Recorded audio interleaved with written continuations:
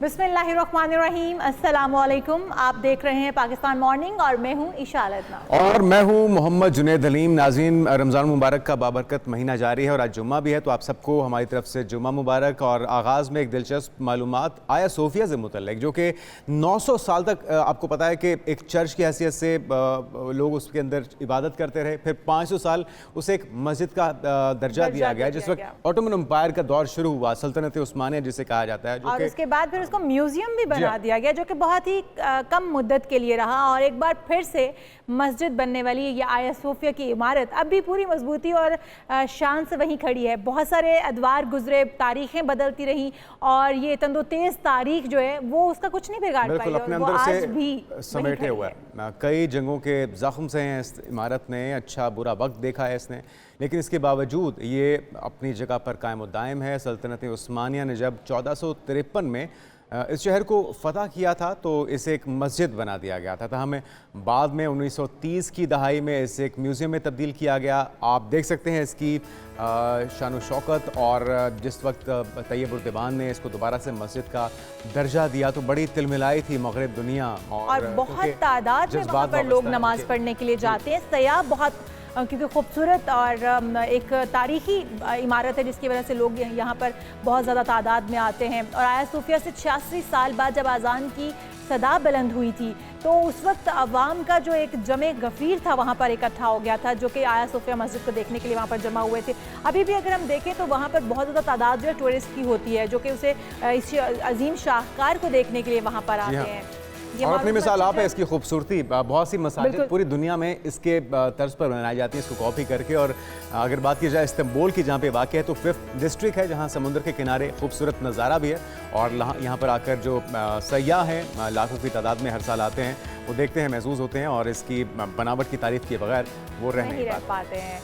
तो जनाब हम अब अपनी टॉप 5 स्टोरीज की जानिब बढ़ते हैं, क्योंकि प्रोग्राम का आगाज़ भी हमें करना है। तो जनाब सबसे पहले जो हमारी टॉप 5 स्टोरी होगी वो यही होगी कि कौमी टीम का दौरा न्यूजीलैंड प्रैक्टिस सेशन का आगाज़ हो गया है और पाकिस्तान और न्यूजीलैंड के दरमियान सीरीज़ का पहला जो T20 मैच है वो 16 मार्च को खेला जाएगा। 16 और 20 मार्च के दरमियान में ये मैचेस खेले जाएंगे। कांटा कितना सख्त हो, कांटेदार मुकाबला होगा ये, क्योंकि स्क्वाड को लेके अभी भी इफ एंड बट्स जारी है, तनकीद हो रही है सिलेक्शन कमेटी के ऊपर।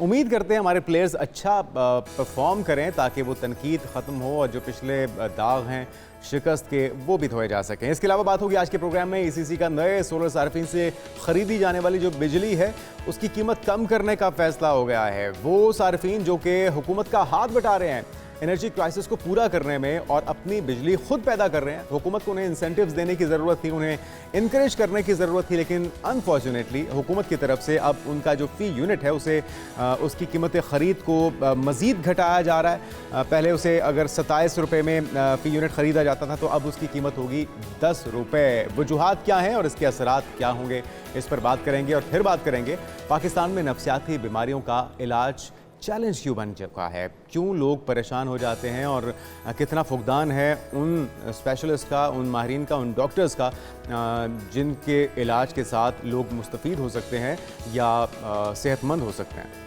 और इसके बाद हम आपको बताएंगे दरूद शरीफ सरकार दो जहां सल्लल्लाहु अलैहि वसल्लम से अकीदत और मोहब्बत का मजहर है।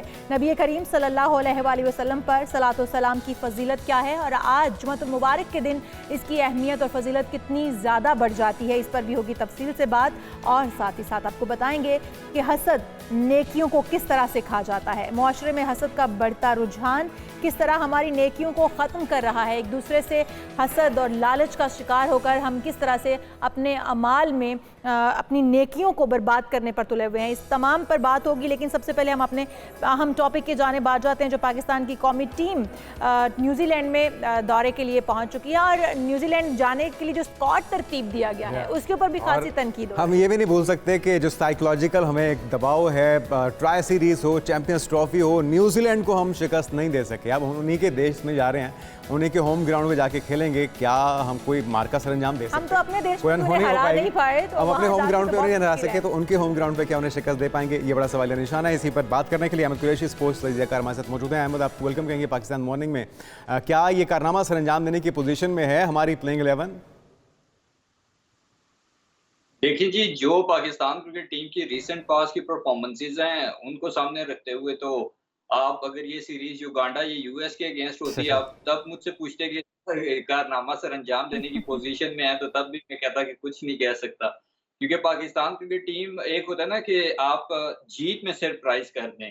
हुँ, पाकिस्तान क्रिकेट टीम ने पिछले कुछ अर्से में हमें हार में इतना सरप्राइज़ कर दिया है कि अब सही बात है। कोई अपसेट अपसेट नहीं लगता, शॉक नहीं लगता।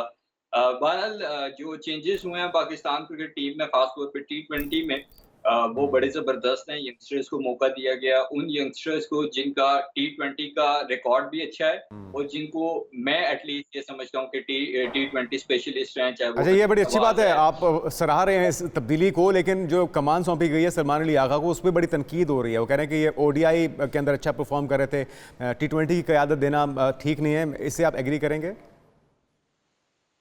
देखिए, जो तनकीद कर रहे हैं वो शायद चाहते हों कि उनका कोई ना कोई रिश्तेदार सलमान अली आगा की जगह कप्तानी हुँ, करे। मेरा तो कोई रिश्तेदार नहीं है सही। पाकिस्तान क्रिकेट टीम में, सो मैं तो न्यूट्रल बात ही करूँगा। हुँ। सलमान अली आगा की जिस तरह की परफ़ॉर्मेंसेज़ हैं अक्रॉस फॉर्मेट्स, चाहे वो टेस्ट हो, टी20 हो या वनडे हो, वो बड़ी ज़बरदस्त हैं।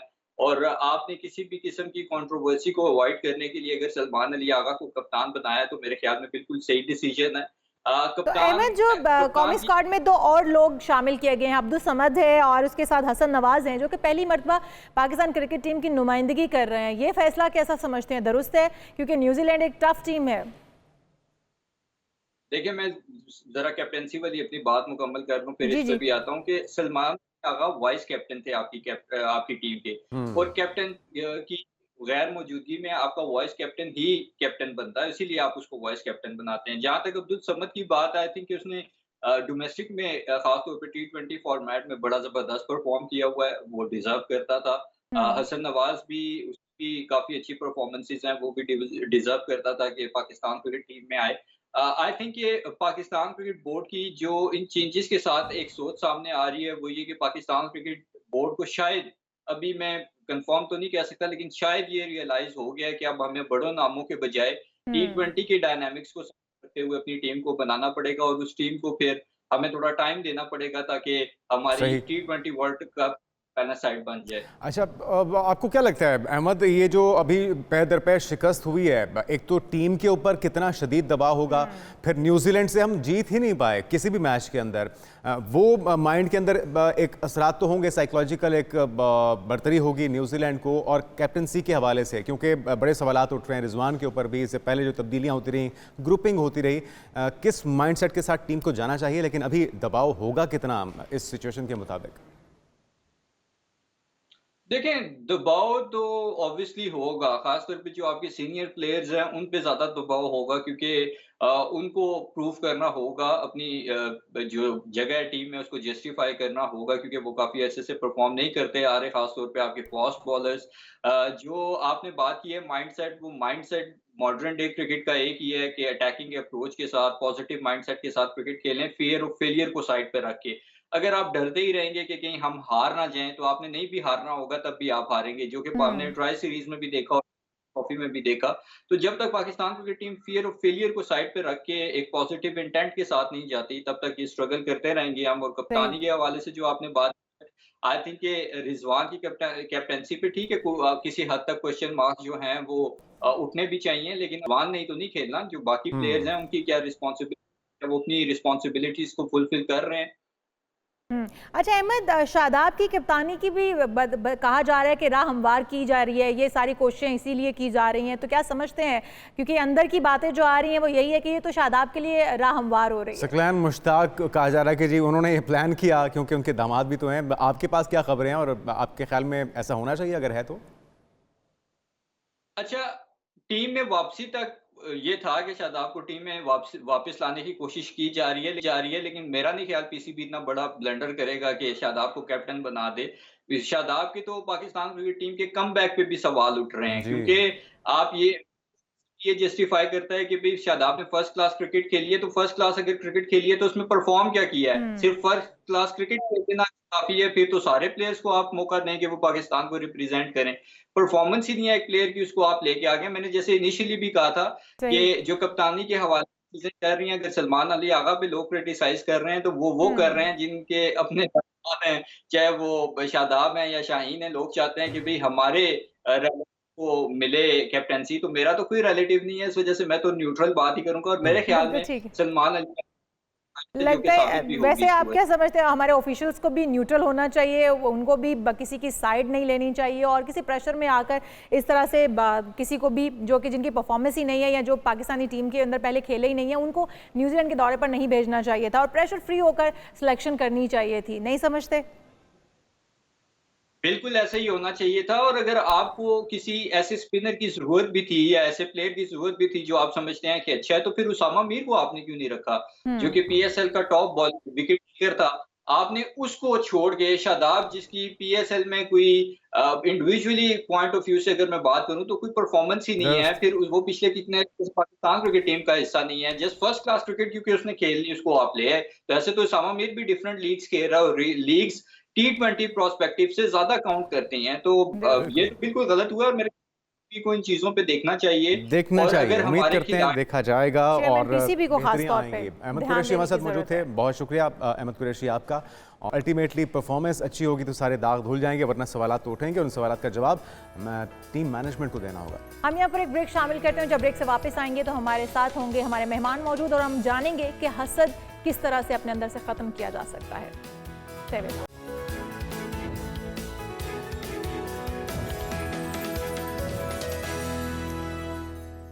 Welcome back. और बात हो जाए एक माशरती बुराई की, और कहा जाए बुराई की जड़ भी है तो गलत नहीं होगा, और वो है हसद, जो कि एक ऐसी बुराई है जिसका आगाज़ कायनात से चला आ रहा है और जिस पर कायनात तख्लीक की गई थी तब से ही ये बुराई इंसानों में पाई जाती है। और इसकी एक बड़ी मिसाल बरादरान यूसुफ के अंदर मिलती है, जब हज़रत यूसुफ अलैहिस्सलाम अपनी बेहतरीन आदात, आला किरदार और मासूम व बेमिसाल हुस्न की वजह से अपने वालिद हज़रत याकूब अलैहिस्सलाम की आंख का तारा हो गए, तो उनके भाई उनसे हसद करने लगे और फिर उन्हें कुएं में धकेल दिया। बिल्कुल, पहले मारने का फैसला किया और फिर उसके बाद उन्हें कुएं में फेंक दिया।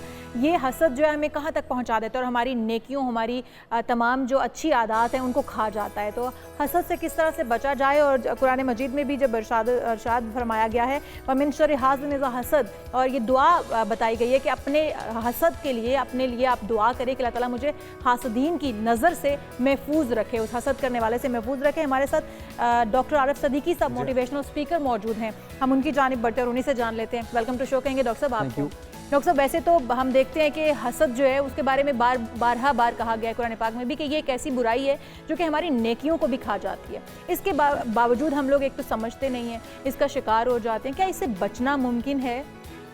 देखिए, अल्लाह ताला ने दुआ तो इसीलिए दी है कि इससे बचना मुमकिन है, तरीके हैं उसके। तो आपने जो आगाज़ में बताया कि इसका आगाज़ कहाँ से हुआ, तो लगते हैं तो बताता चलें कि कायनात का पहला कत्ल हसद की वजह से हुआ। तो वो पहला कत्ल जो था हाबील और काबील का, दोनों ने अल्लाह के हुजूर कुर्बानी पेश की, हाबील की कुर्बानी कबूल हो गई, काबील की नहीं हुई, तो हसद में आके उसने पहला कत्ल किया। दूसरा अपने सैयदना यूसुफ अलैहिस्सलाम की मिसाल दी, उधर भी ऐसा ही हुआ। कि थोड़ा सा निस्बतन ऐड कर दूं इसमें, उन्होंने ख्वाब देखा जिसमें आसमान, सूरज, चांद, सितारे उन्हें सजदा कर रहे थे, तो इस बात की निशानदेही थी कि उन्हें कोई बड़ा मकाम मिलने वाला है। उन्होंने वो ख्वाब शेयर कर दिया। तो बाप की आंखों के तो पहले ही तारा थे, उसके बाद ये ख्वाब सुनने के बाद कि इन्हें कोई बड़ा मकाम मिलने वाला है, वो भाइयों के हसद का शिकार हो गए। इसका मतलब है कि पैगंबर ज़ादे भी हसद का शिकार हो सकते हैं। मतलब इसमें जो असल चीज़ मैं बताना चाहता था कि मैं और आप तो किसी खाते में ही नहीं है, पैगंबरों की औलाद भी इस बुराई का शिकार हो। लेकिन डॉक्टर साहब, एक चीज़ हमें मिलती है, अल्लाह पाक की तरफ से ही ये बताया गया है कि हसद करने वाले से बचो जिस वक्त वो हसद करने लगे या इसका हसद जाहिर हो जाए, यानी कि जब तक वो हसद जाहिर नहीं होता तो वो हसद करने वाला अपनी ज़ात को नुकसान पहुंचा रहा है। देखें, हासिद जो है वो अपनी आग में खुद जल रहा होता है, वो उस आग में भुनक रहा होता है जो उसे नुकसान पहुंचा रही होती है, दूसरे को नहीं। और जब वो अपने हसद का इजहार कर देता है तब भी ये नहीं कि वो अपनी आग निकाल फेंकता है, अपनी आग अंदर ही रहती है, दूसरे को भी साथ उस आग में वो जलाने लग जाता है। सही कह रहे हैं। इसके बाद करते करते सैयदना रसूल करीम सल्लल्लाहु अलैहि वसल्लम के दौर तक आ जाएं, उन्हें भी लोगों के बेशुमार हसद का सामना करना पड़ा। उन्होंने कहा कि भी अल्लाह ताला को आप ही मिले थे कि आप पर पैगंबर जिब्राइल अमीन भेजे जाते, कोई और क्यों नहीं मिला। हसद था ना ये भी कि हम क्यों नहीं, हमारे कबीले से क्यों नहीं, हमारी कौम से क्यों नहीं, यहूदियों ने क्यों नहीं कबूल किया। बिल्कुल। एक वाज़े अलामात थी उनकी कुतब में, उन्होंने क्यों नहीं कबूल किया हसद कि ये हमारी लड़ी में से क्यों नहीं आया, दूसरे की लड़ी से आया ये मेरे लिए काबिल कबूल नहीं, हक तक को झुटला दिया इसकी वजह से। हालांकि यहूदी नबी पाक को इस तरह से पहचानते थे जिस तरह अपने बेटों के इंतजार कर रहे थे, उनको पता था कि ये सच्चे नबी हैं, सदियों से इंतजार कर रहे थे उनका, मगर हसद ने उन्हें कबूल हक से रोक दिया। बिल्कुल। अच्छा, हसद जो है वो हम लोग कभी कभी होते हैं कि हम अपनी बहन से हसद कर बैठते हैं, हम अपने भाई से, हम अपने हमसाए से, हम अपने रिश्तेदार से, इवन साथी एंकर से, बेटे ज्यादा हैं, उसके पास उसकी सैलरी बहुत ज्यादा है, जो अपने एंकर की भी एग्जांपल दी, उसके बच्चे के नंबर्स बहुत ज्यादा अच्छे आते हैं, उसका बच्चा कामयाब बहुत है, इसकी बेटी की शादी बड़े अच्छे घर में हो गई है। ये चीजें जो समाजी मामलात जो हैं इसमें बहुत, देखिए आप इधर से सोशल मीडिया से स्टार्ट कर लें, फलाने के इतने फॉलोअर्स क्यों हैं, फलाने को ज्यादा सुना क्यों जाता है, हत्ता कि मैं और आप आम आदमी हैं, मैं हमेशा बार बार कहता हूँ, उलमा की बात करता हूँ, उलमा एक दूसरे से सींग फसाए होते हैं, उसके फॉलोअर ज्यादा क्यों हैं, वो उसके नीचे किसी तरह उसे नीचे किया जाए और अपने आप को ऊपर किया जाए। हमारे यहाँ कई ऐसे एग्जाम्पल्स मौजूद हैं कि लोगों ने दीन के नाम के ऊपर इंतशार सिर्फ इसलिए फैलाया कि मैं लोगों की अटेंशन ले सकूं, वो हसद की एक वजह थी। आपने जॉब की बात की, किसी को तरक्की क्यों मिल गई, किसी की जॉब मूरद इल्ज़ाम हम शैतान को ठहराएं या अपने नफ्स को ठहराएं, या दोनों इसके अंदर किरदार अदा करते हैं। जिस तरह बता रहे हैं अंबिया किराम या उनके बच्चे, उनके बेटे भी अगर इससे नहीं बच पाते, उलमा किराम इससे नहीं बच पाते, तो फिर बचने का तरीका क्या है और जिम्मेदार कौन है? देखिए, पहली बात तो ये कि शैतान पे हर काम डाल देना तो बहुत आसान काम है। शैतान तो सिर्फ आपको राह दिखाता है कि ये देखो क्या है, वो शैतान ही कर देता है, वो बाकी कंट्रोल तो अपने नफ्स पे बाकी आपका काम है। सूरह बकरा में अल्लाह ताला वाज़ेह तौर पे कहते हैं कि हर एक के लिए दो रुख हैं, नाकामी का कामयाबी का, खैर का शर का, बुराई का बुराई का, हर एक के लिए दो रुख हैं। फिर अल्लाह रिकमेंड करते हैं कि बस तुम भलाई का रास्ता अख्तियार करो। चॉइस आपकी है, रिकमेंडेशन अल्लाह की है, अब करना तो आपने है। अब हसद तो होना ही होना है, जैसे कि हम बात कर रहे थे बार। अच्छा, आप भी डॉक्टर साहब काउंसलिंग करते हैं, ठीक है, मुख्तलिफ लोगों की करते हैं, हसद में पड़े हुए लोग भी आपके पास आते होंगे। हसद को रश्क में कैसे बदला जा सकता है कि हमें किसी से हसद ना हो, हम अगले को देख के, उसकी किसी अच्छी चीज को देख के हम उस पर रश्क करें और अल्लाह का शुक्र अदा करें। और बेहतरी के लिए आपने कहा ना अल्लाह का शुक्र अदा करें, असल में ये उसकी बुनियादी दवाई है। अल्लाह रब्बुल इज़्ज़त कुरान पाक में वाज़ेह तौर पे कहते हैं लाइन शकरतुम लाज़ीदन्नकुम, अगर तुम शुक्र करोगे तो मैं और ज़्यादा दूंगा। अच्छा, अब हम क्या करते हैं कि हम शुक्र करने की बजाय जो हमारे पास मौजूद है, हम दूसरे की हसद में मुब्तला होकर अपने की कुफराने नेमत कर रहे होते हैं। जहाँ पे अल्लाह कहता है ना लाइन शकरतुम लाज़ीदन्नकुम, आगे है वला करतुम इन्ना अज़ाबी लशदीद, अगर तुम इसका इनकार करोगे तो शदीद अज़ाब में मुब्तला किए जाओगे। अब हम शुक्र करके ज़्यादा लेने की बजाय हम उनका इनकार करके हम अपना राह साबित गंवाने के चक्कर में होते हैं। एक तो ये है। दूसरी चीज़ ये है कि जो आदमी तरक्की कर रहा है आप उसकी तारीफ करें, आपके दिल में वुसअत पैदा होगी, आपका ज़ौक़ बेहतर होगा, लोग आपके साथ ज़्यादा खुलूस के साथ मिलने लगेंगे। उसे देख के उसने एक रास्ता तय किया है, उसने बताया कि ये मुश्किलात आती हैं, इन्हें आइडेंटिफाई कर लो और इनसे बच के इस मंजिल तक पहुंच सकते हो। आप उसे फॉलो करें, आप उस मंजिल तक पहुंच सकते हैं। लेकिन हम क्या करते हैं, हम अपने आप को बड़ा करने की बजाय उसे छोटा करने की ख्वाहिश में मुब्तला हो जाते हैं, जिससे वो होता नहीं। अच्छा, होता नहीं है। जाने जाने में पेरेंट्स जो गलती करते हैं, वो अपने बच्चों को बेहतर बनाने के लिए एक तो कहते हैं कि तुमने क्लास में सबको पीछे छोड़ना है, नंबर 1 आना है, फर्स्ट आना है, या फिर मिसालें भी दी जाती हैं कि देखो उसका बेटा तो ये कर रहा है, तुम ऐसा क्यों नहीं करते। तो कंपैरिजन के लिए या बेहतरी की कोशिश में हम हसद में मुब्तला तो नहीं कर देते अपने बच्चों को, इस हसद में बीमारी में मुब्तला करने का बायस तो नहीं बन जाते। हसद में कुछ बच्चे हो जाते होंगे, कुछ नहीं होते होंगे, लेकिन अप्रोच इसलिए गलत है कि वाहिद कंपटीशन आपके साथ है कि मैं कल कहां पर था और आज मैं कहां पर हूं। दुरुस्त। अगर मैं कल से बेहतर हूं तो मैं बेहतर, अदरवाइज नहीं। रसूल पाक की एक हदीस है ना कि खसारे में है वो शख्स जिसका आज गुजरे हुए कल से बेहतर नहीं। तो इसमें आपका कंपैरिजन आपसे किया गया है, आपके पास से किया गया है, दूसरों से नहीं किया गया। तो वालिदैन बाज़ औक़ात इसलिए कहते हैं कि लोग इसे देख के इस रोल मॉडल बना लेंगे, इस बच्चे को देख के पढ़ने लग जाएंगे। लेकिन अगर बच्चा मैच्योर नहीं है तो वो फिर इरिटेट होता है। मैं एक दफ़ा पहले भी शायद ये वाक़या सुना चुका हूँ, पता नहीं आपके प्रोग्राम में किसी और में, 1 मिनट में सुनाना चाहता हूँ कि एक माँ बार बार अपने बच्चों को यही कहती थी कि तुम्हारे खाला के बच्चे देखो, तुम्हारे मामू के बच्चे देखो, बार बार। एक दिन बच्चे तंग आके कहते हैं कि हमें खाला के घर छोड़ो, खाला के बच्चे अपने पास ले आओ। अगर वो इतने अच्छे हैं तो वो ले, हमें वहाँ भेज दो। अच्छा डॉक्टर साहब, एक चीज़ और भी है कि हम जब बहुत ज़्यादा शो ऑफ करते हैं, हमने कोई गाड़ी खरीदी, हम उसके पिक्चर्स अपलोड करते हैं, हर एक को 12 हम बताते हैं, लोगों को हमने कोई बहुत चीज़ें खरीद ली, हमने कोई बहुत बड़ा घर खरीद लिया, हमने कोई बंगलो खरीद लिया, हम उसको भी एग्जैजरेट करके अगर दूसरे शो ऑफ कर रहे हैं, तो सामने वाला अगर उसकी इस्तात नहीं रखता तो वो कहीं हम खुद ही उसको अपने लिए हसद में मुब्तला नहीं कर रहे? 100% कर रहे हैं। मुझे एग्जैक्ट बुजुर्ग का नाम याद नहीं आ रहा, गालिबन इमाम अबू हनीफा से मंसूब ये वाक़या है कि उनकी मिसेज़ ने कहा कि घर को बड़ा कर लें, बड़ा कर ले लेते हैं। तो वो कहते हैं कि मेरे पास इतने पैसे नहीं हैं, तो वो कहती हैं आपके पास तो बहुत पैसे हैं, तो वो कहते हैं कि पूरे मोहल्ले वालों के घर बड़े करने पड़ेंगे ना, अगर मुझे अपना बड़ा घर लेना है तो मुझे सबका ख्याल करना पड़ेगा साथ। वो इस तरीके से सोचते थे, वो इज्तिमाइयत की सोच थी। आज हमने क्या किया कि हमने कर्जों पे गाड़ी ली, कर्जों पे लीज पे घर लिया, उसके बाद लोगों के फ्रॉड करके कुछ चीज़ें इकट्ठी की और लोगों को बताया कि मैं ये कुछ हूँ। उसके बाद लोग आपके पहले रश्क में मुब्तला होते हैं, फिर जब वो नहीं करते फिर वो हसद में मुब्तला होते हैं, फिर वो आपकी टांगें खींचने के लिए बैक बाइटिंग और दूसरे मनफी हरबे इस्तेमाल करते हैं, जो आपके लिए भी, आपकी फैमिली के लिए, सोसाइटी के लिए भी नुकसानदेह साबित होते हैं। अच्छा, इसके अलावा डॉक्टर साहब नुकसानात जिस तरह से ग़ीबत का कहा जाता है कि वो अपने मुर्दा भाई का गोश्त खाने के बराबर है, बड़े सख्त अहकामात हैं, हसद से मुतल्लिक सज़ा क्या है? कितना नुकसान अपने आप को जलाता तो है ही इंसान, लेकिन आखिरत के लिए क्या आप बोल रहे हैं? क्या सबसे बड़ी सज़ा तो जलाना ही है। उसका जो बदतरीन मकाम है वो हाविया है। वो इंसान वहां पहुंचने से पहले ही उस सजा का शेयर यहाँ वसूल करना शुरू कर देता है। यहाँ पे भी अज़ियत में और वहाँ पे भी तो कि यहाँ पर उस आग को बुझाने का बंदोबस्त करे, वो यहाँ रहते हुए उस आग का हिस्सेदार यहाँ भी बन जाता है और वहां भी उस आग के ऊपर फ्यूल डालता रहता है कि मैं आ रहा हूँ, मैं आ रहा हूँ, मैं आ रहा हूँ। कि आप हसद करके अपनी नेकियां ही खाते जा रहे हैं, आपकी नेकियां खत्म होती जा रही है, तो अगले आखिरत के रोज आप लेकर क्या जाएंगे अल्लाह के हुजूर? फिर आपके देखिए रिश्ते टूट जाते हैं, आप बॉस की नज़रों में या आप अपने कुलीस की नज़रों में गिर जाते हैं, रिश्तेदारों से आपका मिलना जुलना कम हो जाता है, दोस्त अहबाब आपसे पीछे हट जाते हैं, आप बिल्कुल तनहा रह जाते हैं। तो इस दुनिया में जिसे आप सोशल एनिमल कहते हैं, यहाँ तनहा रहना कितनी बड़ी सजा है। फिर आप दूसरों को नुकसान पहुंचाने के चक्कर में अपना नुकसान करते रहते हैं। एक एग्जाम्पल ज़हन में आ रही है, जस्ट वन एग्जाम्पल ज़हन में आ रही है, एक कुछ लोग बहुत हसद करते हैं ना, तो कहानी के मुताबिक एक परी आई और परी ने आके कहा कि जो तुम चाहोगे तुम्हें मिलेगा, मगर तुम्हारे पड़ोसी को तुमसे दोगुना मिलेगा। तो उसने कहा होगा मुझे कुछ नहीं, वो कहता है मेरी एक आंख निकाल दो। यानी पड़ोसी की दोगुना करने के लिए अपना नुकसान, अपनी एक आंख गंवाने को तैयार है। इस हद तक हम लोग हसद में मुब्तला हैं। लेकिन जो कुरान पाक में फरमा दिया गया है कि हसद जो नेकियों को खा जाता है, अगर हम उसको ही सिर्फ देख लें तो हम हसद करना मसाइल से बच सकते हैं। बहुत शुक्रिया डॉक्टर आरिफ सिद्दीकी साहब हमारे साथ मौजूद हैं। नाज़रीन, और हसद का बेहतरीन तरीका से बचने का यही है कि अल्लाह ताला की नेमतों का शुक्र अदा करें और रश्क करें। उससे बेहतर जो एक ऑप्शन है, रश्क करें और अपने आप को उसे बेहतर करने की कोशिश करें, ना कि आप ये ख्वाहिश करें कि वो तबाह बर्बाद हो जाए। हम यहाँ पर एक ब्रेक शामिल करते हैं, आप कहीं मत जाएगा, स्टे विद अस।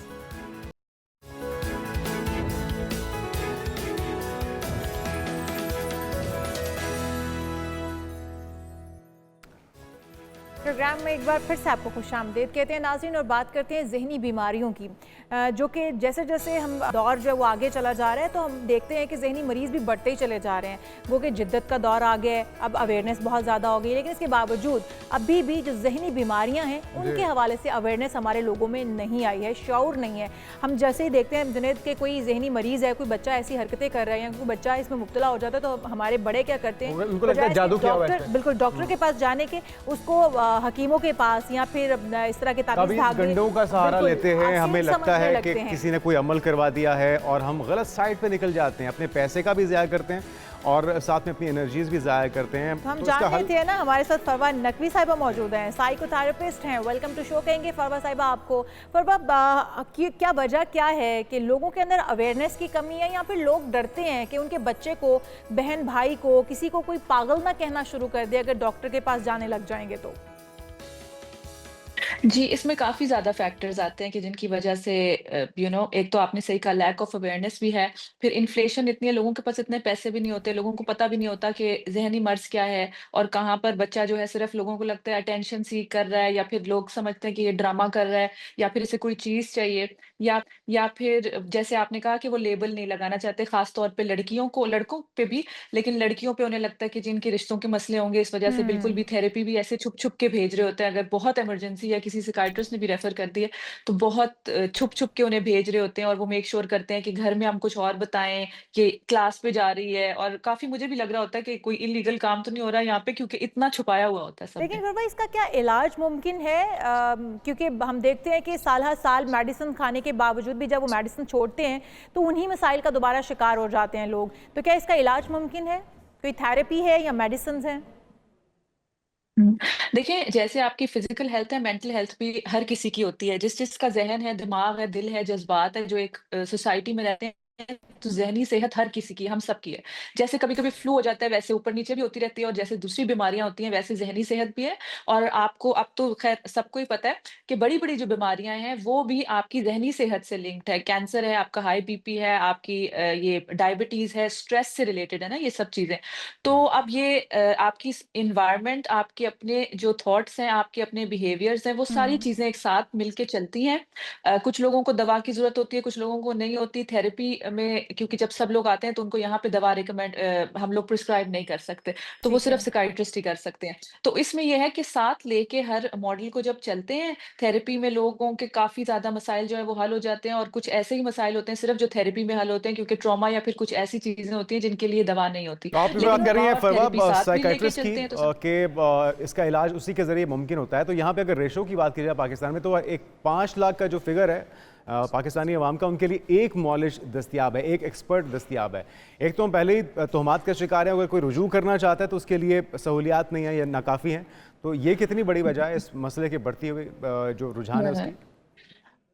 अच्छा देखिए साइकियाट्रिस्ट जो है वो तो आपका डॉक्टर होता है जिसने साइकियाट्री में मेडिकेशन में स्पेशलाइज किया, वो आपको दवा देता है। लेकिन साइकोथेरेपी और काउंसलिंग वगैरह जो है इसके लिए बहुत ज़रूरी है और इसके बगैर भी काम नहीं चल सकता। लेकिन आप लोगों को पता है कि पाकिस्तान साइकोथेरेपिस्ट को, काउंसलर्स को, इन सोशल वर्कर्स इन लोगों को ट्रेन ही नहीं करता। तो हुँ, हमने हुँ, भी जो ये हुँ। क्वालिफिकेशंस की हैं ये बाहर से किया और हमारी रेगुलेटरी अथॉरिटी भी नहीं है। अब नकली असली में यहाँ पे कोई फ़र्क नहीं है।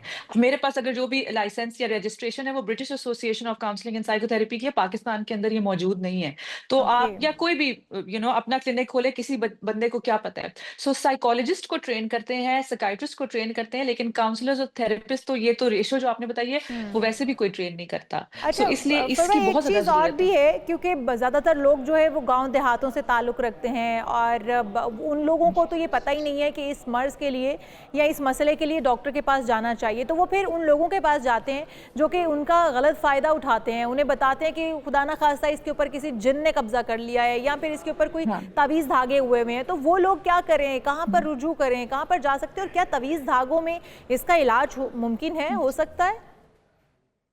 नहीं, नहीं, उसमें तो आपको पता है ना कि मार-पिटाई इतनी होती है और ज़ाहिर है आपकी केमिकल इम्बैलेंस है या फिर थेरेपी में जो भी आपके साथ काम हो सकता है वो वहाँ पे नहीं हो सकता, इसीलिए तो एक्सपर्ट्स होते हैं। लेकिन जैसे कि टीवी एक बड़ा अच्छा जो है वो ऐसा प्लेटफ़ॉर्म है कि जिससे देहातों में भी लोग इस चीज़ की मेंटल हेल्थ अवेयरनेस वो आप लोग भी फैलाते हैं, हम भी बात जब करते हैं, हम लोग खुद भी कोशिश करते हैं कि कैंप्स करें या फिर सोशल मीडिया के थ्रू ज़्यादा से ज़्यादा अवेयरनेस की जो है वो मुहिम चलाई जाए इस बारे में। उसके अलावा आप देहातों की बात करते हैं, आपको पता है यहाँ पे इवन इन इस्लामाबाद अमीर से अमीर और जिनको आप एलीट भी कहेंगे, ऐसे लोग होते हैं जो कि कहते हैं कि जी अगर बच्चा जो है या जिसकी जो भी एज है, अडल्ट है, वो लड़की है या चाहे लड़का है, उसकी शादी कर दी हुँ, जाए। जब वो ठीक थोड़े-थोड़े है। साइकोसिस मतलब मैंने इतने ज़्यादा लोग देखे हैं जिनको साइकोसिस है, तो पता चलता है जी कुछ दिनों के बाद कि जी इसकी हमने शादी करा दी क्योंकि हमें ये था कि ये शादी करने से इस बेहतर हो जाए या फिर होमोसेक्सुअलिटी आजकल यहाँ पे बहुत हुँ। ज़्यादा है। उनके भी लिए भी पेरेंट्स जो हैं वो कहते हैं कि इनकी शादी करवा दी तो जाए। क्या शादी तो करना ठीक ये जो रहता है चीज़ है क्योंकि ना वो ये शादी हो जाने से दूसरे के लिए भी मसला बन जाएँगे, अगर वो किसी भी किस्म के उनको मसाइल दरपेश हैं, तो वो ना सिर्फ खुद के लिए अज़ियत बनेंगे, वो तो दूसरे के लिए भी अज़ियत बन जाएँगे, तो क्या ये फैसला दुरुस्त होता है या फिर ये असरअंदाज होता है? बाज़ औक़ात तो देखने को मिलता है कि उन लोगों के शादी हो जाने के बाद काफ़ी तब्दीली उनके अंदर आती है, उनके बोल-चाल में, रहन-सहन में, तो क्या ये तब्दीली काफ़ी होती है और समझा जाए कि वो ठीक हो गए हैं? देखें अगर बुखार है, जो कि एक पैनाडोल से ठीक हो जाता है, अगर आप उसके लिए भी नहीं वो भी आपको कहाँ से कहाँ लेके जा सकता है, ठीक है?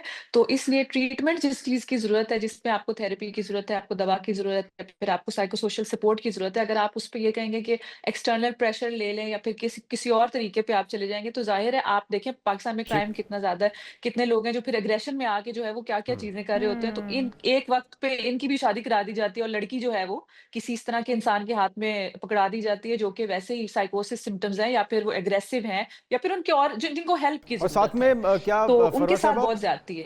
कुछ काउंसलिंग के ज़रिए भी इस मामले को सुलझाया जा सकता है? क्या इसकी स्टेजेज़ हैं कि इनिशियल स्टेजेस पे अगर नफसियाती मरीज़ को उससे बेहतर तरीके से कम्युनिकेट किया जाए, काउंसलिंग की जाए तो उसे अद्वियात की या किसी ख़ास थेरेपी ट्रीटमेंट की ज़रूरत ना पड़े, उससे बचाया जा सके? हाँ जी, मैं आपसे यही अर्ज़ कर रही हूँ कि मेरे पास अभी आज तक जितने भी लोग जो कि डिप्रेशन के सिम्पटम्स हैं या एंग्ज़ायटी के सिम्पटम्स हैं या इस तरह से आते हैं, जो कि दवा पे नहीं भी हैं, तो काउंसलिंग से बिल्कुल मामला ठीक हो जाता है। और ट्रॉमा इन्फॉर्म्ड काउंसलिंग जो है, उसकी तो कोई दवा भी नहीं होती, वो तो आपको थेरेपी के ज़रिए ही आप बेहतर और पता महसूस कैसे करते हैं। चलेगा तो फरवा थेरेपी कि तो मैं आपको कोई कह किसी को कोई साइकोलॉजिस्ट की ज़रूरत है, किसी को कोई इस तरह का इशू चल रहा है, कोई मेंटल हेल्थ का शिकार हो गया है, किस तरह से पता चलेगा? अच्छा, ज़रूरी नहीं है कि आपको कोई मेंटल इलनेस होने की ज़रूरत है थेरेपी पे जाने से। अब जब तक मैं प्रैक्टिस करूँगी अपनी ज़िंदगी में, तब तक मेरी सुपरविज़न भी चलेगी और ये यूके के एथिक्स में थेरेपी भी चलेगी। हुँ। और जब हम ट्रेन भी कर रहे होते हैं, तो हमें भी थेरेपी में डाला जाता है कि ये देखने के लिए कि ये सब मामला इनका भी ठीक चल रहा है कि नहीं। इस वज़ह से अगर आप हैं, हम हैं, हमको किसी बारे में अवेयरनेस या हुँ। आपके ठीक। बारे में ज़्यादा क्यूरियस है या हमारी ज़िंदगी में कोई एक रिलेशनल इश्यू आ रहा है कि जिसमें हम काम करना चाहते हैं, अपना कोई पैटर्न, हुँ। या फिर आप स्मोकिंग है, जो छोटी-मोटी चीज़ें आपको लगती हैं तो आप उन पे काम करना चाहते हैं, तो सही। थेरेपी को एक टैबू मत बनाएँ बिल्कुल कि ये ठीक। सिर्फ़ यहाँ पे पागल जाते हैं, जबकि ऐसा कुछ नहीं होता दुनिया के अंदर। बिल्कुल सही। बहुत शुक्रिया फरवा नकवी हमारे साथ मौजूद थी, साइकोथेरेपिस्ट। और जिस तरह से वो कह रही डॉक्टर्स को भी चेक किया जाता है, उनकी भी थेरेपी की जाती है कि उनके अपने मामला ठीक चल रहे हैं, वो कहीं मेंटल इलनेस का शिकार तो नहीं है। हम यहाँ पर एक ब्रेक शामिल करेंगे, हमारे आपको साथ रहिए। जाएगा। Stay with us.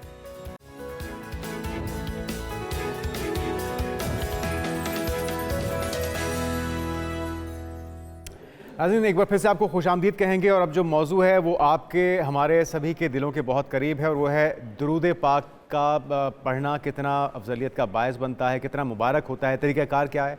क्योंकि इरशाद बानी ताला है कि बेशक अल्लाह ताला और उसके फ़रिश्ते पैगम्बर रसूल सल्लल्लाहु अलैहि वसल्लम पर दुरूद भेजते हैं। तो इसकी अहमियत का अंदाज़ा तो इसी बात से लगाया। ए ईमान वालो, तुम भी रसूल पाक सल्लल्लाहु अलैहि वसल्लम पर दरूद व सलाम भेजा करो। और इसकी फजीलत क्या है, और फिर जुमातुल मुबारक भी है, रमज़ानुल मुबारक भी है, किस तरह से हम अपने लिए नेकियां कमा सकते हैं और किस तरह से हम अल्लाह ताला और रसूल पाक सल्लल्लाहु अलैहि वसल्लम की जो है वो एक उनकी रहमत और उनका अपने ऊपर नज़र सानी जो है वो हम हासिल कर सकते हैं। हमारे साथ मौजूद हैं डॉक्टर पीर तारिक शरीफ ज़ादा, सीरत स्कॉलर हैं हमारे साथ। वेलकम टू शो कहेंगे आपको। डॉक्टर साहब, हम दुरूद शरीफ वैसे ही पढ़ते रहते हैं, पढ़ने का सही तरीका क्या है और इसकी फजीलत क्या है? इसमें रब्बी मोहम्मद करीम अलैहिस्सलातु तस्लीम, सबसे पहले तो यादावरी का शुक्रिया। और आज का उन्वान भी इतना रूह परवर और माजरा परवर है कि इस पर जितनी देर तक बात की जाए, सोचा जाए, पढ़ा जाए, लिखा जाए, ये हर आन में, हर हालत में जो है वो खैर का बायस है। और इसकी अहमियत का अंदाज़ा इस बात से लगाइए कि हज़रत अबू बकर सिद्दीक़ रज़ी अल्लाह तआला अन्हु फरमाते हैं कि जिस तरह जिस्मानी तहारत के लिए, जिस्म की पाकीज़गी के लिए जितना पानी ज़रूरी है ना, इतना रूह की तहारत के लिए दुरूद पाक जो है वो ज़रूरी है।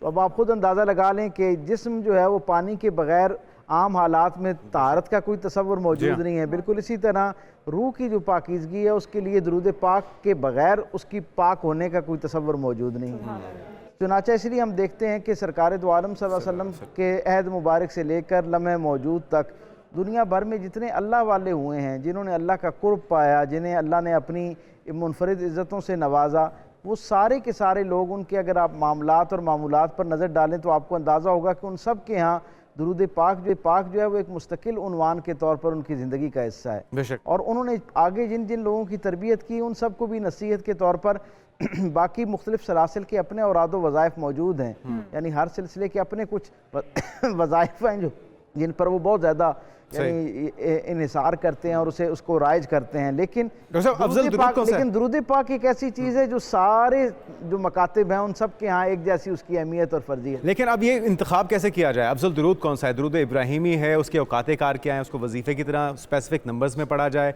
या जिस टाइम मर्जी पढ़? सरकार दो आलम सल्लल्लाहु अलैहि वसल्लम पर जिस वक्त शाबान की 7 तारीख को ये आयत दुरूद नाजिल हुई ना, जिसका तर्जमा भी आपने सूरह अहज़ाब की जिस आयत का तर्जमा आपने बयान किया, इन्नल्लाह व मलाइकतहु युसल्लूना अलन नबी, इसे आयत दुरूद कहते हैं क्योंकि इसमें सरकार दो आलम सल्लल्लाहु अलैहि वसल्लम पर दुरूद पढ़ने की जो है वो तरगीब दिलाई गई। तो हज़रत अनस बिन मालिक रज़ी अल्लाह तआला अन्हु फरमाते हैं कि मैं सरकार दो आलम को ढूंढने के लिए निकला तो मैंने देखा कि हुजूर ज़ोहर का वक्त है और हुजूर जो है ना अपना सर अनवर बकी के मकाम पर यानी जन्नतुल बकी में अपना सर अनवर जो है वो ज़मीन पर रखे हुए हैं। और रसूलुल्लाह सल्लल्लाहु अलैहि वसल्लम के करीब जब मैं पहुंचता हूं तो कहते हैं मैं 9 बरस की उम्र में हुजूर के पास आया था, 10 साल हुजूर की खिदमत में रहा, लेकिन मैंने 2 कैफियत बैक वक्त हुजूर के चेहरे अक़दस पे नहीं देखी। यानी हुजूर के चेहरे अक़दस पे आंसू भी रवा हैं और मुस्कुराहट भी गालिब है। वो कहते हैं मैंने हुजूर ने मुझे अपने साथ बगलगीर किया, मेरा माथा चूमा और कहा क्या है मेरे बेटे अंस, आज अल्लाह रब्बुल इज़्ज़त ने मुझे एक ऐसी इज़्ज़त अता फरमाई है, ऐसी फजीलत अता फरमाई है जो ना मुझसे पहले किसी को अता की गई, ना मेरे बाद किसी को अता की जानी है। और फिर कमाल का एक फ़िक्रा है जो जिसके अंदर अजीब रंग का, मैं कहता हूँ कायनात का सारा तसव्वुफ इस एक फ़िक्रे के अंदर शामिल है। मेरे करीम रसूल सल्लल्लाहु अलैहि वसल्लम ने वही में धुली ज़ुबान से फरमाया, ऐ मेरे बेटे अंस, आज अल्लाह ने अपने एक राज में अपनी मखलूक को शरीक कर लिया। अच्छा, अब राज क्या है? इससे पहले तक किसी के इल्म में ये नहीं था कि अल्लाह इस वक्त क्या कर रहा है, यानी सारी कायनात का खालिक, मालिक, वारिस, परवरदिगार इस वक्त क्या कर रहा है। इस आयत ने दुनिया को ये राज मुनकशिफ किया कि अल्लाह हर आन अपने महबूब रसूल सल्लल्लाहु अलैहि वसल्लम जो है उनके ऊपर दरूद पढ़ रहा है। तो असहाब तक जब ये खबर पहुंची तो उन्होंने सोचा कि इससे पहले जितने भी अमाल हम पर अल्लाह की तरफ से फ़र्ज हुए हैं वो सारे के सारे परवरदिगार आलम का अमर हैं, उसका हुक्म है लेकिन उसका फेल नहीं है जी।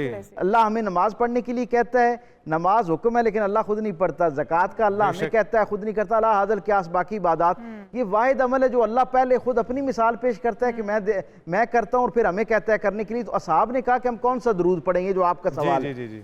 तो सरकार दो आलम सल्लल्लाहु अलैहि वसल्लम के सामने हाजिर हुए, हुजूर से पूछा। ज़ोहर का वक्त था, हुजूर खामोश रहे, असर के वक्त भी खामोश रहे। मगरिब की नमाज के बाद सरकार दो आलम सल्लल्लाहु अलैहि वसल्लम के कल्बे अतर पर परवरदिगार आलम ने दुरूद इब्राहीम का नुज़ूल फरमाया। ये दुरूद इब्राहीम जो है जिसके अंदर सरकार दो आलम सल्लल्लाहु अलैहि वसल्लम की आल जो है उसको भी दुरूद का हिस्सा बना दिया गया और फिर असहाब ने उसको पढ़ना शुरू कर दिया। अच्छा, दुरूद इब्राहिमी की एक अपनी अहमियत और फजीलत है, इससे कोई जी शऊर इनकार नहीं कर सकता, क्योंकि ये हदीस कुदसी में गोया अल्लाह की तालीम करदा तरबियत से जो ये दुरूद हम तक पहुंचा है और फिर सरकार ख़त्मी मरतबत की ज़ुबान अक़दस से पहुंचा, इसलिए इसका मकाम अपना है। लेकिन सही सनद के साथ ज़ख़ीरा सीरत और हदीस के अंदर इसके अलावा भी बहुत सारे दुरूद जो हैं वो मौजूद हैं कि अक्सर ये पूछा जाता है कि कौन सा दुरूद पाक पढ़ा जाए। तो मैं हमेशा ये कहा करता हूँ कि परवरदिगार आलम अपने महबूब रसूल के मामले में इतना हसास और बावकार है कि जो अल्फाज उसके यहाँ पसंद नहीं किए जाते ना, वो ज़ुबान पर वजीफ़े के तौर पर राइज ही नहीं होने देता।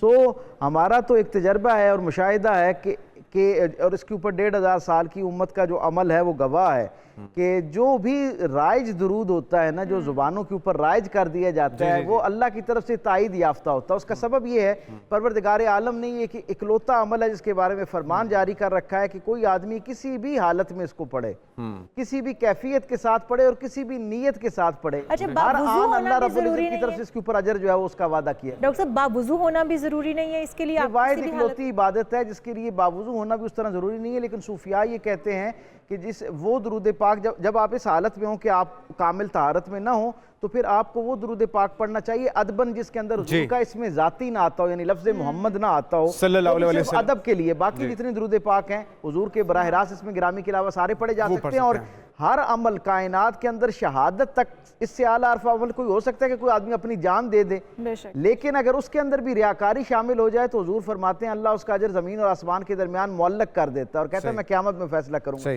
दुरूद पाक एक वाहिद अमल है जिसके बारे में अल्लाह ने अपने हिसाब किताब रखने वाले फरिश्तों को तय कर रखा है, उन्हें बता रखा है, हिदायत है परवरदिगार आलम की तरफ से कि जो आदमी अगर रियाकारी के साथ भी दुरूद पढ़े तो यकसर रद्द नहीं किया। सुभान अल्लाह, सुभान अल्लाह। डॉक्टर साहब, आपसे बहुत सारे सवालात दुरूद पाक की फजीलत के हवाले से हमने और भी पूछने। असद कुरैशी हमें ज्वाइन कर चुके हैं नात ख्वां अपने, हम दुरूद सलाम की बात कर रहे हैं तो असद भाई नजराना अकीदत पेश करते हैं हुजूर अक़दस की शान में। हर ही मुसलमान के जज्बात यही होते हैं जब वो हुजूर अक़दस की शान में हाज़िरी के लिए जाता है। हम बात करें दुरूद सलाम की फ़जीलत की, डॉक्टर साहब क्या कोई ऐसा दुरूद भी है जिससे ज़ियारत हो पाए नबी पाक की? क्या उसके लिए कोई ख़ास वजीफ़ा, कोई ख़ास वक्त है? वो सारे खुश नसीब जिन्हें सरकार दो आलम सल्लल्लाहु अलैहि वसल्लम की ज़ियारत नसीब हुई, उन सब से जब पूछा गया कि जी आपके मामलात क्या रहे, मामूलात क्या रहे, तो उन सब के यहाँ यानी नवाफिल की कसरत, इल्लत व हुर्मत का ख्याल रखना, यानी पाक बाल खाना और बाकी सारे मामलात अपनी जगह पर, तिलावत कुरान हकीम अपनी जगह पर, लेकिन एक मामूल सब के यहाँ जो कसरत के साथ सबसे नुमाया पाया गया, हर वो शख्स जिसे हुजूर की ज़ियारत नसीब हुई वो दुरूद पाक को एक ख़ास अंदाज से जो है वो अपनी ज़िंदगी का मुस्तक़िल वो क्या है डॉक्टर साहब, वो तो बताइए। मुख्तलिफ दुरूद पाक हैं जो सरकार दो आलम सल्लल्लाहु अलैहि वसल्लम की ज़ियारत के लिए मुजरब हैं। दुरूद तंजीना जो है उसके बारे में कहा जाता है सरकार दो आलम सल्लल्लाहु अलैहि वसल्लम, दुरूद खिजरी है। फिर दुरूद ताज एक ऐसा अजीमुल मर्तबा दुरूद पाक है जिसे मैं हमेशा ये कहा करता हूँ कि साहिब दुरूद ने इसे इतना पसंद फरमाया, इतनी दुनिया में ये राइज हुआ। और आप ज़रा तसव्वुर कीजिए कि उसे उस दुरूद पाक को किस खूबसूरत यानी अंदाज में जो है वो सजाया गया, हुजूर के औसाफ़ व कमालात की तरफ तवज्जो करते हुए आपकी मुख्तलिफ जो मुहासिन खूबियाँ जो हैं उन्हें लफ्ज़ों में इस तरह परोया गया जैसे एक तस्बीह जो है उसके अंदर दाने परोए बोए जाते हैं। और तो नाम भी तो ताज का दे जी दिया हाँ, गया। इसीलिए उसका नाम भी फिर अल्लाह रब्बुल इज़्ज़त ने कैसा राइज फरमाया। मैं हमेशा ये कहा करता हूँ कि ये नाम या ये जो तरतीब है, ये बंदा अपनी अपनी यानी फ़िक्री सलाहियत की बुनियाद पर नहीं लगाया करता। ये जो सरकार दो आलम सल्लल्लाहु अलैहि वसल्लम की तरफ से पसंदीदगी होती है और अल्लाह की तरफ से फिर इज़्ने आम होता है। इसलिए फिर शर्क था, गर्ब, शुमाल था, जुनूब, जो लोग उससे उसके राइज करने वाले से वाकिफ़ भी नहीं होते, उनकी भी विरद जाम बन जाता है ये दुरूद पाक। अच्छा डॉक्टर साहब, हम देखते हैं कि कहा जाता है कि ये दुआ पढ़ने से पहले और अव्वल और आखिर दरूद शरीफ पढ़ लिया जाए, दरूद पाक पढ़ लिया जाए, तो वो दुआ जो है वो रद्द नहीं होती है। इसकी कितनी सदाकत है कि जी, ये सरकार दो आलम सल्लल्लाहु अलैहि वसल्लम की निस्बत से हम तक ये बात पहुंची है कि जब भी कोई दरूद अपनी कोई हाजत अल्लाह के सामने रखो, और जब कोई शख्स दुरूद जो पढ़ता है अव्वल और आखिर दरूद के दरमियान अपनी हाजत बयान करता है, तो क्योंकि अल्लाह के यहाँ से फरमाने रहमत है दायमी तौर पर दरूद पाक की कबूलियत के लिए, तो अल्लाह वाले ये बताते हैं कि जब दो दरूदों के दरमियान आप अपनी हाजत रखते हैं ना, तो वो दो मकबूल चीज़ों के दरमियान की चीज़ जो है वो भी अल्लाह के यहाँ कबूल हो जाया करती है और उस पर फरमाने रहमत जारी हो जाता है। ये जो सरकार दो आलम सल्लल्लाहु अलैहि वसल्लम की हदीस मुबारक है ना कि अल्लाह किसी बंदा मोमिन की दुआ रद्द नहीं करता, यानी वो या फौरी तौर पर कबूल हो जाती है, या उससे बेहतर अता कर दिया जाता है, या क़यामत में उससे बेहतर उसको अजर अता कर दिया जाता है। तो हर तीन सूरतों में ये जो मामला है ये उसी दुआ के साथ मशरूत है जिसके अव्वल और आखिर में दरूद पाक पढ़ा जाता है, क्योंकि दरूद पाक के बारे में पहले से तयशुदा है कि इसे कबूल करना है, अल्लाह ने ऐलान फरमा रखा है। सो जब उसके दरमियान कोई हाजत अल्लाह के यहाँ पेश होती है तो उसका अजर जो है वो हो जाता है। ये भी हकीकत है कि इसके बगैर हवा में मुअल्लक रहती है। अगर आप हज़रत उमर फारूक रज़ी अल्लाह तआला अन्हु फरमाते हैं कि ज़मीन और आसमान के दरमियान सारे आमाल साले जो है वो मुअल्लक हो जाते हैं। सारी निदाएं, निदा का मतलब किसी हालत में भी जो अल्लाह को पुकारा गया, वो ज़मीन और आसमान के दरमियान उस वक्त तक मुअल्लक रहती हैं जब तक उन्हें हदियात दरूद के पर फराम नहीं किए जाते। इनकी बरकत से दुआ जो है वो अल्लाह की तवज्जो ख़ास के अंदर जाती है। अच्छा, एक और बड़ा ख़ास मामला, दरूद पाक जो है ना, ये जब कोई शख्स पढ़ता है तो बराह रास्त परवरदिगार आलम की तवज्जो भी उस शख्स की तरफ हो जाती है और सरकार दो आलम सल्लल्लाहु अलैहि वसल्लम की तवज्जो जो है उस तरफ हो जाती है। अक्सर हमसे पूछा जाता है ना दरूद पाक जो है इसके पढ़ने पर कितना अजर है, कितना अजर होता है, तो मैं हमेशा ये कहा करता हूँ कि अजर का मामला तो हिसाब किताब वाला समझदार लोगों का मामला अलग है, अकल वालों का मामला है। अहले इश्क का तो जो है ना वो तसव्वुर करते ही दिल से दिमाग को जाते सारे रास्ते उनके मुअत्तर होना शुरू हो जाते हैं कि मैंने एक मरतबा यहाँ दरूद पढ़ा और सरकार ख़त्मी मरतबा सल्लल्लाहु अलैहि वसल्लम की उस पाकीज़ा बारगाह के अंदर मेरा नाम, सही हदीस की ज़ैल में मैं ये बात आपको बता रहा हूँ, सरकार दो आलम फरमाते हैं जब एक मरतबा कोई मेरा उम्मती दरूद पढ़ता है ना तो उसका नाम उसके वालिदैन के नाम के साथ और एक हदीस में जिस मजलिस में उसने पढ़ा होता है उस मजलिस के अहवाल के साथ पेश किया की बारगाह में पेश किया जाता है। अजर जितना मिलता है वो एक अलग बात है। इस इज्जत को तसव्वुर कीजिए कितना बड़ा शर्फ है, यानी कि हाजिरी लग गई ना, मेरा नाम। अच्छा डॉक्टर साहब ये भी बताइएगा इसमें कितनी हकीकत है कि आप अपने दिल में जो भी आपकी मुराद है, ख्वाहिश है, वो रखते हुए अगर सिर्फ अल्फाज अदा ना करें दुआ के और दरूद पाक पढ़ते रहें तो आपकी दुआ कबूल हो जाए। सरकार दो आलम सल्लल्लाहु अलैहि वसल्लम के पास एक सहाबी आए, उन्होंने कहा या रसूलल्लाह मैं अपने जो मामूलात हैं उनको 3 हिस्सों में तकसीम करता हूँ दुआ को।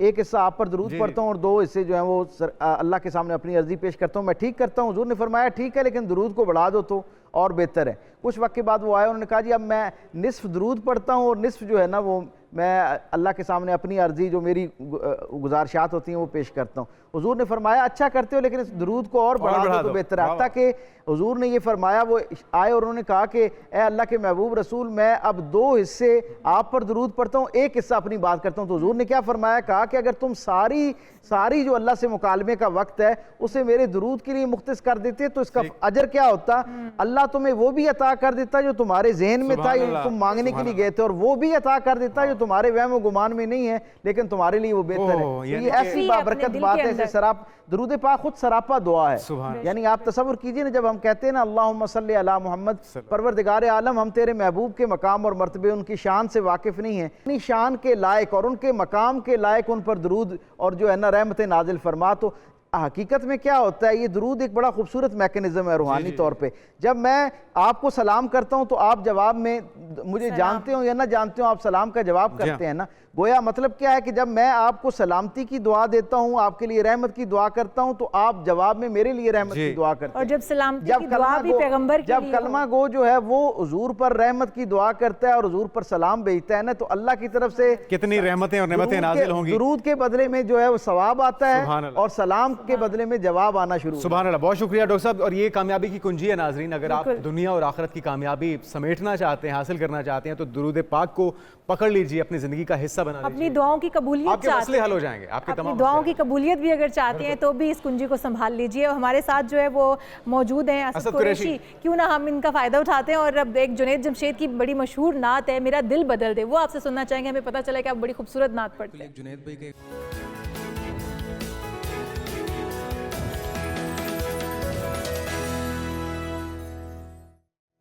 प्रोग्राम में एक बार फिर से आपको खुशामदीद कहते हैं नाजरीन। और आपको बताएंगे एक बुरी खबर कि ईसीसी ने नेट मीटरिंग के तहत जो खरीदी जाने वाली बिजली है उसकी कीमत कम कर दी है। पहले सोलर सार्फिन जो थे वो बिजली उनको वो जब देते थे के इलेक्ट्रिक को या फिर उसको लाहौर इलेक्ट्रिक बोर्ड गवर्नमेंट को जब बिजली वापस 27 रुपए की बजाय आती थी तो 27 रुपए फी यूनिट होता था, लेकिन अब जो सोलर सिस्टम लगाएंगे सार्फिन वो 10 रुपए फी यूनिट के हिसाब से खरीदी जाएगी, जो कि बहुत अफसोसनाक पहलू है, डिस्करेज करने वाली बात है सोलर सार्फिन को। एक ऐसा मुल्क जहाँ पे पहले ही एनर्जी क्राइसिस है, अगर आवाम अपने तौर पे एनर्जी प्रोड्यूस कर रही है तो उसको इनकरेज करने के बजाय डिस्करेज करने की वजह क्या है? अरशद अब्बासी साहब एनर्जी एक्सपर्ट हमारे साथ मौजूद हैं। अरशद साहब, वो सार्फिन जो कि हुकूमत का हाथ बटा रहे हैं, जो काम हुकूमत के करने का था वो सार्फिन अपने तौर पे कर रहे हैं या अपना बोझ कम अज़ कम उठा रहे हैं, तो अगर वो हुकूमत को एनर्जी प्रोड्यूस करके दे रहे हैं और ऐसी एनर्जी जिसके कोई साइड इफेक्ट नहीं है, जिससे कोई ईंधन जनरेट नहीं हो रहा, जिससे महंगा फ्यूल नहीं जलाया जा रहा, तो उसको डिस्करेज करने की वजह क्या है? आपको क्या लगता है? सबसे पहली बात तो ये कि पाकिस्तान के जो आवाम है ये बहुत बड़ी जो बात के मुस्तक हैं कि जिन्होंने अपने तौर के ऊपर अपने टाइम अपने पैसे खर्च करके ये बताया है पाकिस्तान के जो पावर सेक्टर के जो बड़े बड़े नेता हैं उनको कि सस्ती बिजली पैदा करने के क्या तरीके हैं।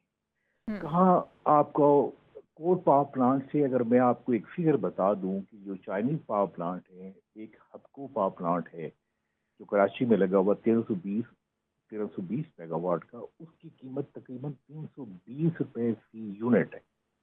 इसी तरह जो हमारे शायद हकान अब्बासी साहब ने लगाए थे LNG के पावर प्रोजेक्ट, वो 40-42 रुपए है।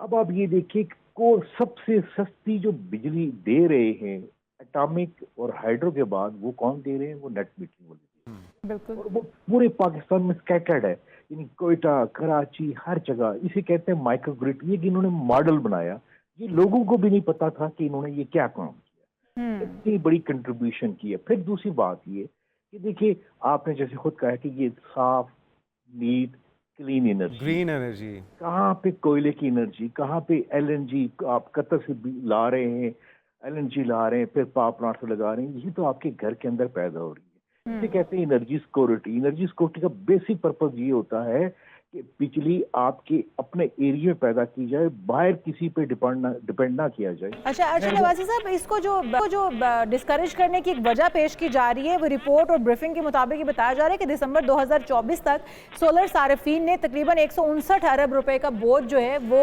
बिजली के महकमों पर मुंतकिल कर दिया है, क्योंकि वो सोलर पर शिफ्ट हो गए और उन्होंने खुद कफील हो गए हैं, खुद से बिजली नहीं खरीद रहे ना।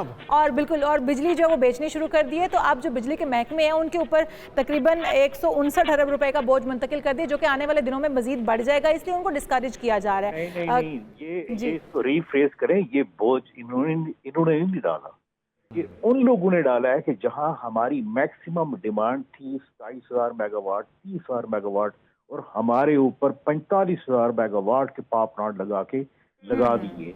ये तो सोचना उनका काम था, जिसकी वजह से सर्कुलर डेट बना, जिसकी वजह से हमारे वज़ीर आज़म ने खुद इंटरनेशनल फोरम में कहा है कि इस पावर सेक्टर में हमें दुनिया में एक बैगर यानी फकीर बने। ये उनका कमाल, ये उनका कसूर है, ये इनका कसूर है। और अरशद साहब, जो कैपेसिटी पेमेंट्स हैं, जो बिजली की चोरी है, लाइन लॉसेज हैं, वो सारे नुकसानात को भी आम सार्फिन या सोलर एनर्जी प्रोड्यूस करने वाले सार्फिन पर डाला जा रहा है। तो कितनी बड़ी ये हिमाकत है या ये मुजरिमाना इसको कहेंगे इकदाम है, और क्या अब क्या किया जाए? इसका हल क्या है? क्या सोलर सिस्टम लगवाने छोड़ दिए जाए? इसका हल क्या है? इसका हल ये है कि ज़ाहिर है मैं इस सेक्टर में हूँ, आप यकीन करें, आप किसी गांव में चले जाएं तो एक आम बंदे की जो अकल है, अगर दयानतदारी से काम कराए तो देखिए ये इन लोगों ने शो किया, एक अनपढ़ बंदे ने भी शो किया है कि अगर आप ईमानदारी से काम करें और तो सस्ती बिजली हम दे सकते थे, हमने नहीं दी।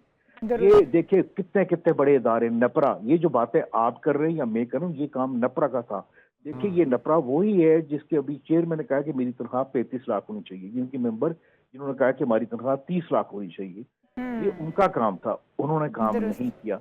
लोगों ने, जी आपको शायद नहीं पता, यकीन करें, बाज लोगों ने अपनी बच्चियों के जो जेवर हैं वो बेच के, घर के मवेशी बेच के उन्होंने ये 16 लगाए। और वो एक और बात बताऊं, पूरी दुनिया में आपने सुना नहीं पाकिस्तान क्या कहता है कि जी हम क्लाइमेट चेंज में हमारा 8वां नंबर है, हमें बचाओ, हमें बचाओ।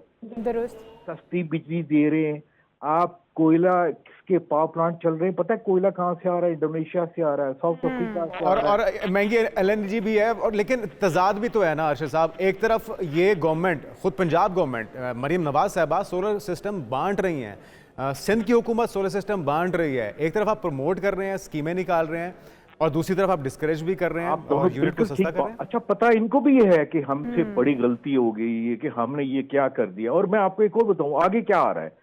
अभी तो जो आपके पास सोलर पैनल और सोलर सेल आ रहे हैं, उनकी एफिशिएंसी 40%, और उसके बाद इनका जो इन्वर्टर है वो उसी के 24 आवर अब काम करेगा। इसका मतलब ये क्या है? इसका मतलब ये है कि 50% सार्फिन आपकी ग्रिड से निकल जाएंगे, चाहे 10 रुपए रखे, चाहे 2 रुपए रखे। देखिए मुझे ये लगता है ऐसे है कि जैसे बिजली के जितने कंज्यूमर हैं, तो मैं आपके मेरे हम सारे आज़ादी चाहते हैं, हम इंडिपेंडेंस चाहते हैं। ये सिस्टम से बगावत कर दी, लेकिन इन्होंने बताया कि अगर आप काम करना चाहें तो एक आम आदमी, एक अनपढ़ आदमी ने बताया, मिनिस्ट्री ऑफ पावर के बड़े बड़े वुज़रा को, बड़े बड़े जो आइकॉन बैठे हुए। देखिए मुझे सच बात कह लेने दीजिए, जी। आप भी शायद, आप तो छोटे हैं, लेकिन आज से 10 साल पहले जब ये कोल पावर प्लांट आ रहे थे तो कितने बड़े हमारे वजीर साहब कह रहे थे कि ये गेम चेंजर होगा, ये होगा, वो होगा। ये गेम चेंजर हुआ है। देखिए मैं तो दुनिया में इंटरनेशनल ट्रैवल करता हूँ, वहां जाके हमारा नाम पता क्या किया जाता है कि जी आपका वज़ीर आज़म आ रहा है, वो खुद कह रहे हैं जी हम बैगर हैं। ये मैं नहीं कह रहा, बिल्कुल ठीक है अर्शद साहब, और ये गेम चेंजर तो साबित हुआ है, इसमें तो कोई शक नहीं है। वजीर ने कहा तो दुरुस्त था, जिनकी पॉइंट आउट जिनको आप कर रहे हैं, कि उन्होंने बिल्कुल दुरुस्त बात कही थी कि ये गेम सुबह साबित होगा, और गेम चेंजर साबित हुआ है। इस वक्त अगर हम देखें तो ज़्यादातर लोग या फिर जो निजी हाउसिंग सोसाइटीज़ हैं वो तो पूरी की पूरी सोलर सिस्टम पर मुंतकिल हो चुकी हैं, और आने वाले दिनों में जो बाकी के रहते हुए लोग हैं जो बिजली असल में खरीद रहे हैं वो तो इसके ऊपर सोलर के ऊपर शिफ्ट हो जाएंगे। इस तरह के इकदाम से जग हंसाई होती है, और आप डिस्कस कर रहे हैं, यकीनी तौर पे 18-18 घंटे की लोड शेडिंग भी हमने इसी मुल्क में देखी है। उसके बाद लोग अगर सोलर पे आए तो उन्हें हौसला अफजाई की जरूरत थी, ना कि आप उनको। जुनेद, इसके ऊपर ना मीम्स बन रही हैं। बहुत शुक्रिया अर्शद अब्बासी साहब हमारे साथ मौजूद थे, एनर्जी एक्सपर्ट।